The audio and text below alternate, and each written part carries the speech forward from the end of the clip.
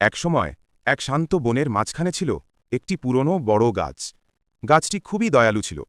তার ছায়ায় বসে বিশ্রাম নিত পথচারীরা। তার ডালে ঘর বানাত পাখিরা। একদিন এক কাঠুরে সেই বনে এলো। সে খুব ক্লান্ত ও হতাশ ছিল, কারণ কয়েকদিন ধরে সে কোনো ভালো কাঠ পায়নি। গাছটি তাকে দেখে বলল, কেন তুমি এত দুঃখী? কাঠুরে বলল, আমার ঘরে খাবারের অভাব। যদি একটু কাঠ পেতাম, পরিবারকে খাওয়াতে পারতাম। গাছটি দুঃখ পেল।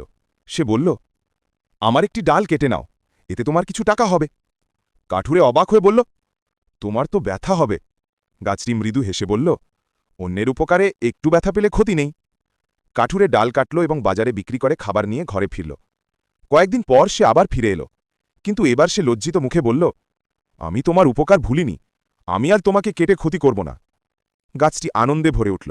সে বলল, সহানুভূতি আর কৃতজ্ঞতা মানুষকে মানুষ করে তোলে।